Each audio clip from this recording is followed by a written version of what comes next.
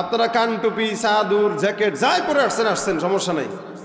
খুলে দিলেও চলতে পারবেন, কিন্তু একটু কষ্ট লাগবে। বাকি চলতে পারবেন, মরবেন না। জামা খুলে ফেলেন, সমস্যা নাই। মানুষ খালি গায়ে থাকে, কিন্তু কেউ কি লুঙ্গি ছাড়া থাকে? এই জায়গা দিয়ে যদি একজন মানুষ খালি ন্যাংটা হয়ে যায়, কি বলবেন আপনারা? লুঙ্গি খুলে গেলে কি বলবেন আপনারা? পাগল। তার মানে তার শীর্ষে, আর নয়তো পাবনার থেকে আসছে। কি কথা ঠিক না? আরে ভাই, গেঞ্জি খুললো, কিছু বললেন না। প্যান্ট খুললো, আর সাথে সাথে পাগল বলে ফেললেন কেন? বলে গেঞ্জি পরা, পাঞ্জাবি পরা আর চাদর লাগানো এগুলো জরুরি বিষয়, তাই পরে। কিন্তু প্যান্ট আর লুঙ্গি পরা জরুরি বিষয় না, এটা ফরজ বিষয়, এটা লাগবেই। ডাক্তার হওয়া জরুরি বিষয়, ইঞ্জিনিয়ার হওয়া জরুরি বিষয়, কিন্তু কোরআনের ইলম অর্জন করা জরুরি বিষয় নয়, ফরজ বিষয়। এটা যদি কেউ অর্জন না করে, আল্লাহর আদালতে সে সবচেয়ে বড় পাগল। এই জন্য নবী সাল্লাল্লাহু আলাইহি ওয়াসাল্লাম বলেন, তলাবুল ইলমি ফারিদাতুন আলা কুল্লি মুসলিম। প্রত্যেকটা মুসলমানের জন্য দ্বীনের ইলম অর্জন করা কি? বলেন কি? যারা আমেরিকায় থাকে তাদের জন্য, যারা বাংলাদেশে থাকে তাদের জন্য, আপনারা এখানে যারা আসছেন আপনাদের জন্য, মেয়েদের জন্য, প্রত্যেকটা নর নারী সব মুসলমানের জন্য কোরআনের ইলম অর্জন করা কি? সমস্ত মাখলুকের ভিতরে আল্লাহ পাক রব্বুল আলামিনের সবচেয়ে পছন্দের এবং সবচেয়ে আল্লাহ পাকের কাছে সম্মানিত যে প্রাণী, সেটার নাম হচ্ছে ইনসান। এই ইনসানকে আল্লাহ পাক দামি বানিয়েছেন বলেই কিভাবে চলবে, কোন পথে ঘুরবে, কোন পথে চললে শান্তি আসবে, ব্যবসা বাণিজ্য থেকে শুরু করে ঘর সামলানো, সংসদ, পরিবার পরিজন, পরিবেশ, যা কিছু, এটা কিভাবে করলে শান্তি হবে, এটার জন্য আল্লাহ পাক পবিত্র কোরআনকে আমাদের জন্য দিয়ে দিয়েছেন যে এই গ্রন্থ তোমাদেরকে দিলাম, তো এটার উপরেই তোমরা আমল করবা, এটার মতো করে চলবা, তাহলে শান্তি। তো মুশকিল হইল বর্তমান সময়ের মানুষ, আল্লাহ পাক কোরআনে বলেছেন কিছু কিছু মানুষ এরা আছে যারা কোরআনের কিছু অংশ মানবে আর কিছু অংশ মানবে না। অর্থাৎ নিজের স্বার্থ যখন থাকবে তখন কোরআনের আয়াত মানবে, স্বার্থ যখন থাকবে না তো কোরআনের আয়াতও মানবে না। এই টাইপের কিছু মুসলমান মানুষ বাংলাদেশে আছে কি না? কম না বেশি? বেশি। যারা স্বার্থের উপরে ভিত্তি করে আল্লাহর কোরআনকে মানে,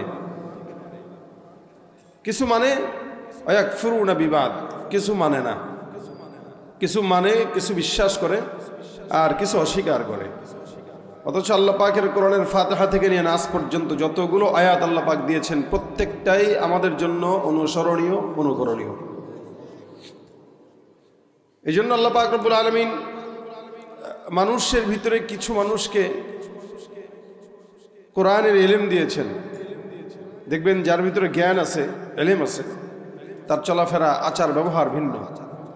আর যার ভিতরে জ্ঞান নাই, মূর্খ, জাহেল, ওর কথাবার্তা ভিন্ন। এই কারণে অনেক সময় দেখবেন মূর্খের সাথে মানুষ কথা বলতে চায় না।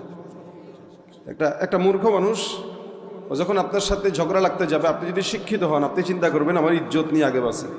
এই মূর্খের সাথে কথা বললে আমার ইজ্জত নষ্ট করার কোনো যুক্তি নাই। কেন? মূর্খের কথার ধাঁচ ঠিক নাই, মূর্খের কথার আকার ইঙ্গিত ঠিক নাই, শুরু শেষ ঠিক নাই।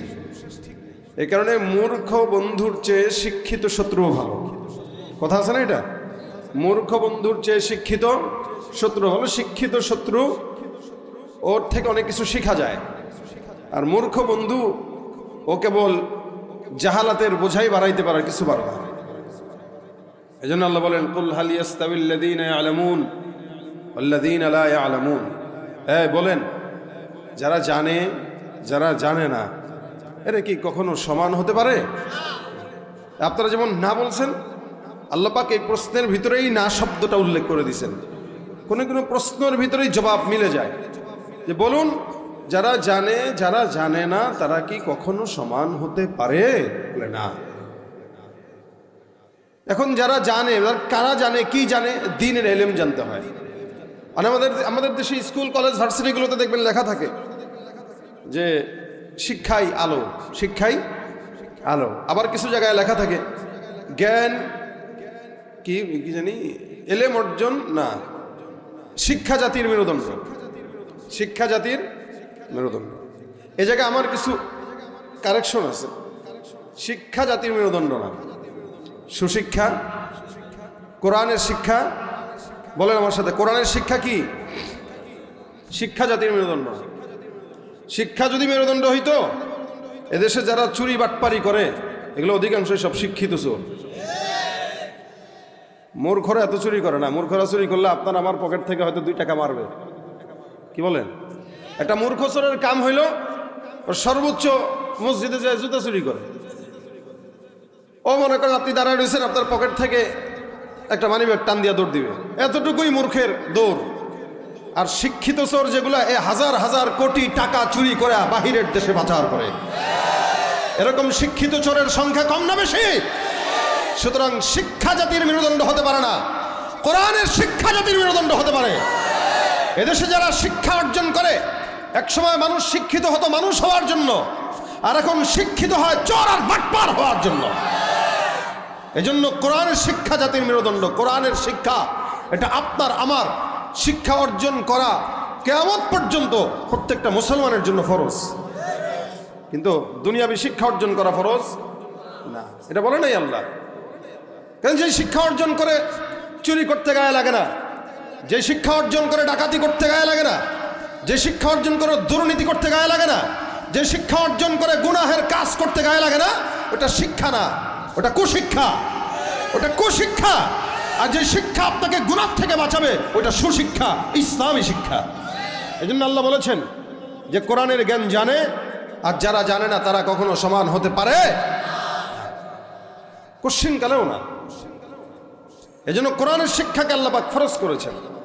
ডাক্তার হওয়া ফরজ না, ফরজ। ডাক্তার হওয়া, ইঞ্জিনিয়ার হওয়া ফরজ। ডাক্তার যদি কেউ হয় ভালো, না হইলেও চলে। ইঞ্জিনিয়ার হওয়া জরুরি, হইলে ভালো, না হইলেও চলে। জাগা জমির মাপ ধাপ বুঝা এটা জরুরি, হইলে ভালো, না হইলে চলে। আপনারা কি সবাই এখানে কি বলে ডাক্তার আছেন নাকি? সবাই সবাই ডাক্তার হন নাই। ইঞ্জিনিয়ারও তো সবাই না, তাই না? তার মানে আপনারা চলতে পারতেছেন না? কথা বলে না, চলতে পারতেছেন তো? হ্যাঁ, ডাক্তারের ঝামেলায় হলে আপনি ডাক্তারের কাছে যাওয়া লাগে, যাওয়া লাগে, ইঞ্জিনিয়ারের কাছে যাওয়া লাগে। ইঞ্জিনিয়ার হওয়া জরুরি, ডাক্তার হওয়া জরুরি, হইলে ভালো, না হইলেও চলে। ব্যবসা শিখা জরুরি, হইলে ভালো, না হইলেও চলে। কোরআনের ইলম অর্জন করা জরুরি না, যে হইলে ভালো, না হইলে চলে। কোরআনের ইলম অর্জন করা প্রত্যেকটা মুসলমানের জন্য মাশাআল্লাহ। বুঝতে পারছেন কি বলেন? ফরজ আর জরুরি এক নয়। জরুরি ছাড়া চলা যায়, ফরজ ছাড়া। এখানে যারা আসছেন, আমি চাদর আনছি, এটা ফেলাই দিলেও চলতে পারবো, একটু কষ্ট হবে, ঠান্ডা লাগবে। এটা খুলে ফেললেও চলতে পারবো, একটু ঠান্ডা লাগবে, এতটুকুই। আপনারা কান টুপি, চাদর, জ্যাকেট যাই পরে আসছেন, আসছেন, সমস্যা নাই। খুলে দিলেও চলতে পারবেন, কিন্তু একটু কষ্ট লাগবে। বাকি চলতে পারবেন, মরবেন না। জামা খুলে ফেলেন, সমস্যা নাই। মানুষ খালি গায়ে থাকে, কিন্তু কেউ কি লুঙ্গি ছাড়া থাকে? এই জায়গা দিয়ে যদি একজন মানুষ খালি ন্যাংটা হয়ে যায়, কি বলবেন আপনারা? লুঙ্গি খুলে গেলে কি বলবেন আপনারা? পাগল। তার মানে তার শীর্ষে, আর নয়তো পাবনার থেকে আসছে। কি কথা ঠিক না? আরে ভাই, গেঞ্জি খুললো, কিছু বললেন না। প্যান্ট খুললো, আর সাথে সাথে পাগল বলে ফেললেন কেন? বলে গেঞ্জি পরা, পাঞ্জাবি পরা আর চাদর লাগানো এগুলো জরুরি বিষয়, তাই পরে। কিন্তু প্যান্ট আর লুঙ্গি পরা জরুরি বিষয় না, এটা ফরজ বিষয়, এটা লাগবেই। ডাক্তার হওয়া জরুরি বিষয়, ইঞ্জিনিয়ার হওয়া জরুরি বিষয়, কিন্তু কোরআনের ইলম অর্জন করা জরুরি বিষয় নয়, ফরজ বিষয়। এটা যদি কেউ অর্জন না করে, আল্লাহর আদালতে সে সবচেয়ে বড় পাগল। এই জন্য নবী সাল্লাল্লাহু আলাইহি ওয়াসাল্লাম বলেন, তলাবুল ইলমি ফারিদাতুন আলা কুল্লি মুসলিম। প্রত্যেকটা মুসলমানের জন্য দ্বীনের ইলম অর্জন করা কি? বলেন কি? যারা আমেরিকায় থাকে তাদের জন্য, যারা বাংলাদেশে থাকে তাদের জন্য, আপনারা এখানে যারা আসছেন আপনাদের জন্য, মেয়েদের জন্য, প্রত্যেকটা নর নারী সব মুসলমানের জন্য কোরআনের ইলম অর্জন করা কি? আল কোরআনের সৈনিক আমি, নেই তো কোনো ভয়, এক আল্লাহর গোলাম আমি, এই তো পরিচয়। ঠিক কিনা? আল কোরআনের সৈনিক আমি, নেই তো কোনো ভয়, এক আল্লাহর গোলাম আমি, এই তো পরিচয় আমার, এই তো পরিচয়। এই পৃথিবীর সবই নকল, এই পৃথিবীর সবই নকল, আসল কিছুই নয়, এক আল্লাহর গোলাম আমি, এই তো পরিচয় আমার, এই তো পরিচয়। কোরআন হাদিস শাসনতন্ত্র রাসূল আমার নেতা, উৎসাহ মোর চির অম্লান ইতিহাস বীর গাথা। কোরআন হাদিস শাসনতন্ত্র রাসূল আমার নেতা, উৎসাহ মোর চির অম্লান ইতিহাস বীর গাথা। এক আল্লাহ ছাড়া আমার দিলে, এক আল্লাহ ছাড়া আমার দিলে নেই তো কারো ভয়, এক আল্লাহর গোলাম আমি, এই তো পরিচয় আমার, এই তো পরিচয়। আল কোরআনের সৈনিক আমি, নেই তো কোনো ভয়, এক আল্লাহর গোলাম আমি, এই তো পরিচয় আমার, এই তো পরিচয়। ঠিক কিনা? আমরা কার গোলাম? আল্লাহর গোলাম। এই আল্লাহর গোলামকে আল্লাহ পাক গোলামি করার জন্য মাপকাঠি দিয়েছেন কোরআন। কি? কোরআন। এটা গোলামি করার মাপকাঠি, নীতিমালা। এটা সংগঠনের নীতিমালা থাকে না? আপনারা কোনো সংগঠনে যখন থাকবেন, ওই সংগঠনে কোন রোডম্যাপে চলবেন, নীতিমালা থাকে। আমরা ইসলাম নামক সংগঠনে আছি, এই সংগঠনের রোড ম্যাপ হচ্ছে কোরআন। সুতরাং কোরআন যারা জানে, যারা জানে না, এরা সমান হতে পারে। মূর্খদের কাছে কোরআনের দাম নাই, ইমানদারের কাছে কোরআনের দাম আছে।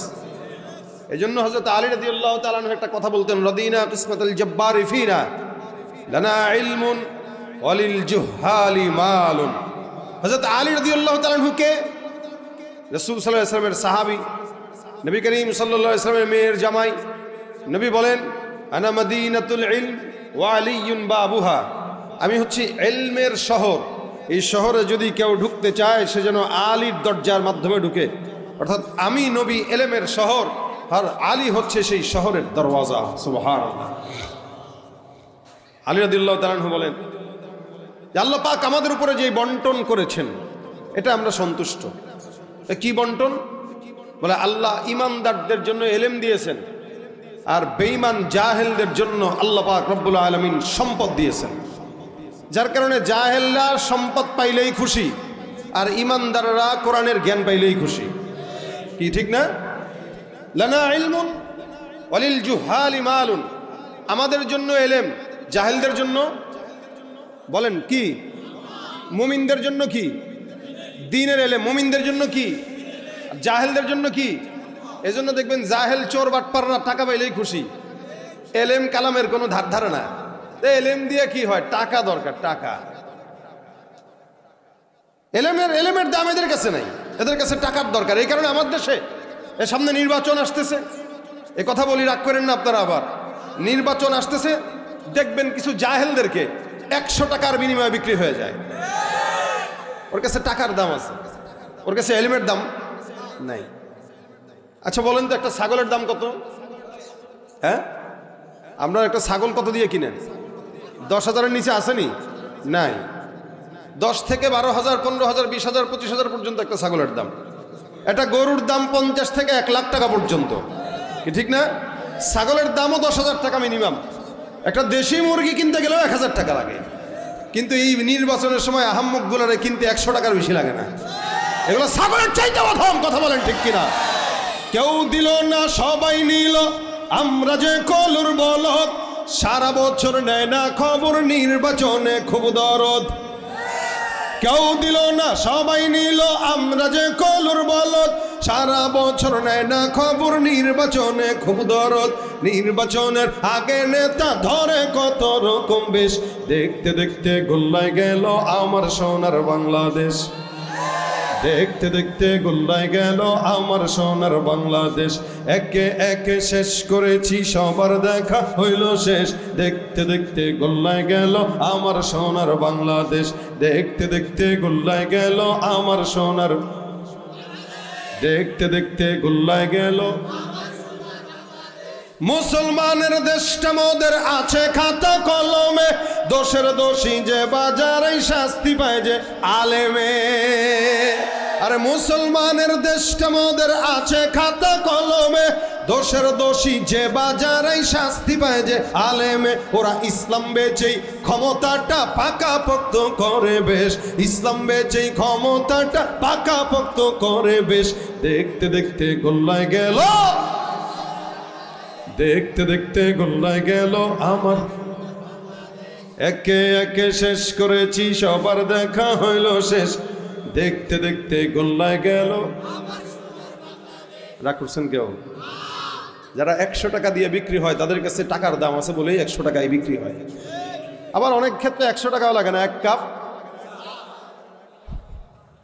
লানা ইলমুন ওয়ালিল জুহালি মাল।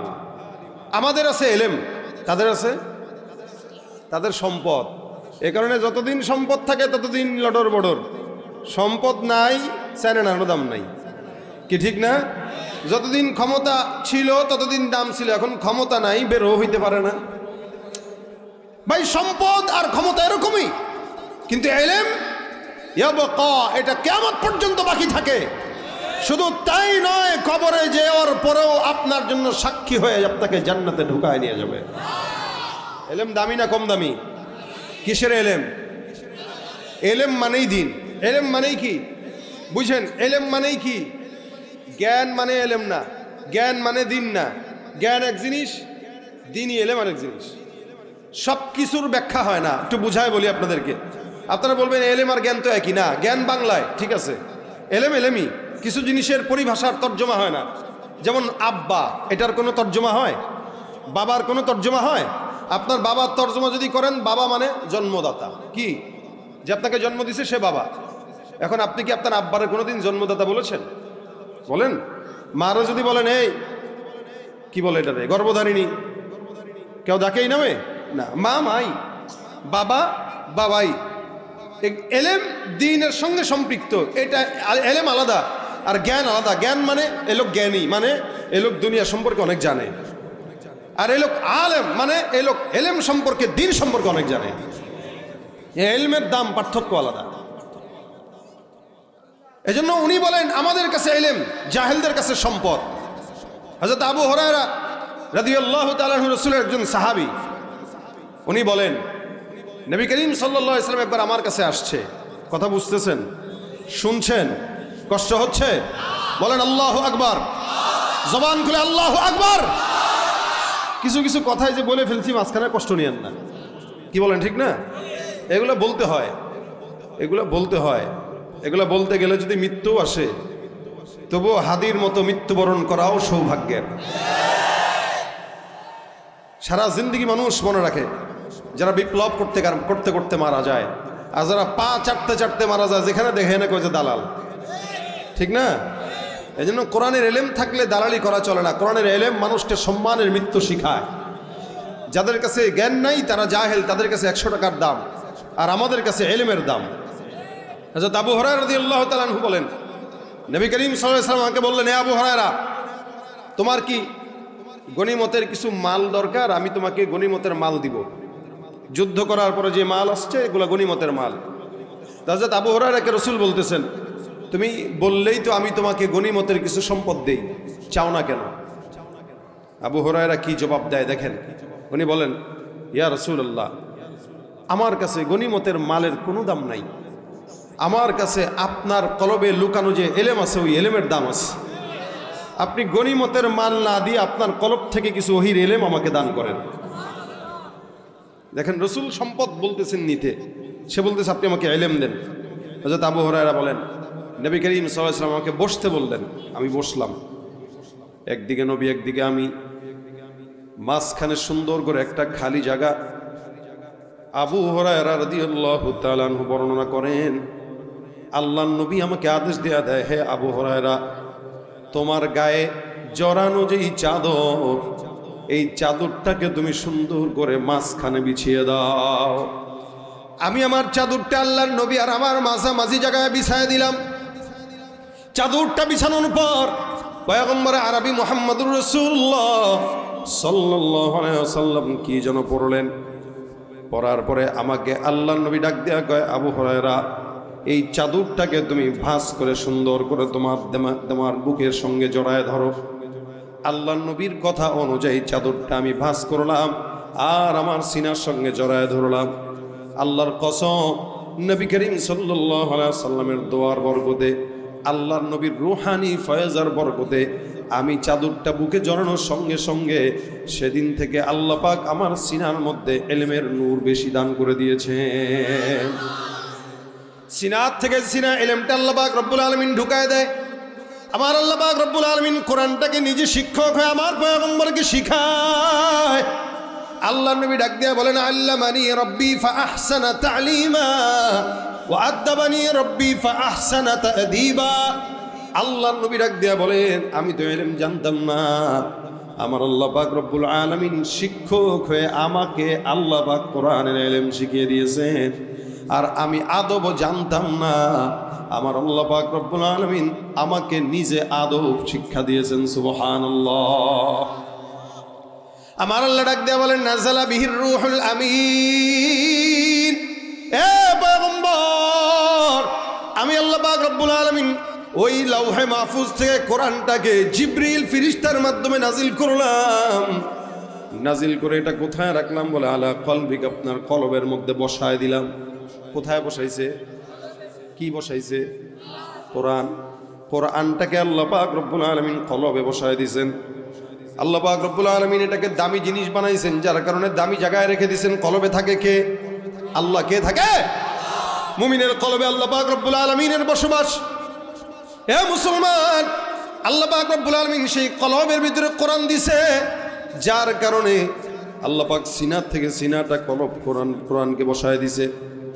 যত নবীদেরকে আল্লাহ পাক রব্বুল আলামিন কিতাব দিয়েছেন, মূসা বলেন, ঈসা বলেন, জাকারিয়া বলেন, ইউসুফ বলেন, ইব্রাহিম বলেন, মূসা, সব নবীদেরকে আল্লাহ পাক রব্বুল আলামিন কিতাব যখন দেয় হাতের মধ্যে ধরায় দেয়।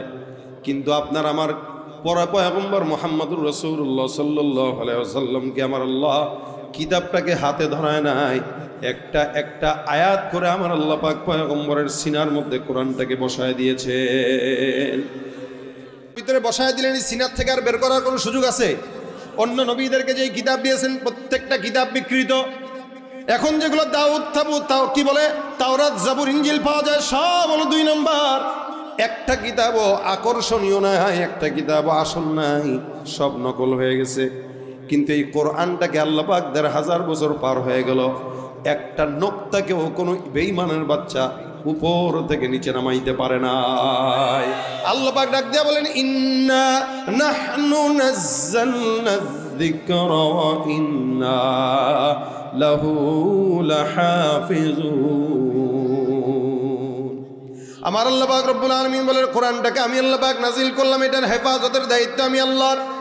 এটা যদি আমি আল্লাহ পাক রব্বুল আলামিন পাহাড়কে দিতাম, আল্লাহ পাক ডাক দিয়া বলেন, লাউ আনজালনা হাযাল কুরআনা আলা জাবাল লারাইতাহু খাশিআন মুতাসাদ্দিআ মিন খাশিয়াতিল্লাহ। আল্লাহ পাক রব্বুল আলামিন বলেন, এই কোরআনটাকে আমি আল্লাহ পাক রব্বুল আলামিন এমন দামি বানাইলাম, এমন ভারী বানাইলাম, এটাকে যদি আমি আল্লাহ পাহাড়ের মধ্যে রাখতাম, পাহাড়টাও ধ্বংস হয়ে যেত, থাকতো না। কিন্তু আমি আল্লাহ 7 বছর, 8 বছর, 10 বছরের বাচ্চার সিনার মধ্যে কোরআনটাকে বসায় দিলাম। যে কিতাব পাথর নিতে পারে না, ওই কিতাব একটা ছোট্ট 7 বছরের বাচ্চা। আমার মাদ্রাসায় একটা ছাত্র ছিল, 5.5 বছর বয়স, 5.5 বছর, 3 মাসে হাফেজে কোরআন হয়েছে। কয় মাসে? মুজিজা এটা কোরআনের। আপনি একটা কবিতা পড়েন তো পারলে দেখি, ছোটবেলায় যেগুলো পড়ছেন এগুলো বলেন তো, মনে আছে? ছোটবেলায় কবিতা পড়ছেন তো অনেক। এখন যদি বলেন একটা কবিতা বলেন, 4 লাইন পরে আটকা যাবেন, এলেম নাই আর। কিন্তু আলহামদুলিল্লাহ হাফেজ হয়েছি, প্রায় 25 বছর হয়ে যাচ্ছে। এই যে এতগুলা বছর হয়ে গেল হাফেজ হইলাম, এখনো পর্যন্ত তো সেই কোরআনটা সিনার ভিতরে আল্লাহ পাক রাখছে, আলহামদুলিল্লাহ। এটাই কোরআনের মুজিজা। আল্লাহ পাক কোরআনটাকে সবার অন্তরে দেয় না, খুব বুঝেন। ডাক্তার হইতে, ইঞ্জিনিয়ার হইতে মানুষের 30, 35, 40 বছর পার হয়। এই 30-40 বছরে কি কোনো বান্দা গুনাহ করে কি করে না? বয়স যখন বাড়ে গুনাহও বাড়ে। বয়সের সঙ্গে সঙ্গে মানুষের গুনাহ বাড়ে।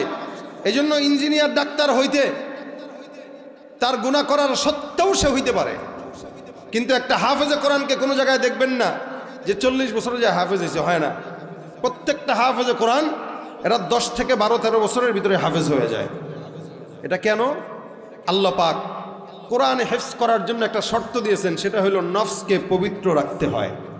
যার অন্তর যত পরিচ্ছন্ন তার কলবে তত কোরআন ঢুকে যায়, যার অন্তর যত নাপাক ওই অন্তরে কোরআন ঢুকে না। এই কারণে আমাদের দেশে অনেক বড় বড় নেতাকর্মী আছে যারা এমপি মন্ত্রীও, কিন্তু স্টেজে উঠলে দেখবেন স্লোগান দেওয়ার আগে, বক্তব্য দেওয়ার আগে কয় আউযুবিল্লাহি মিনাশ শাইতানির রাজিম বিসমিল্লাহির রহমানির রহিম। আছে না নাই?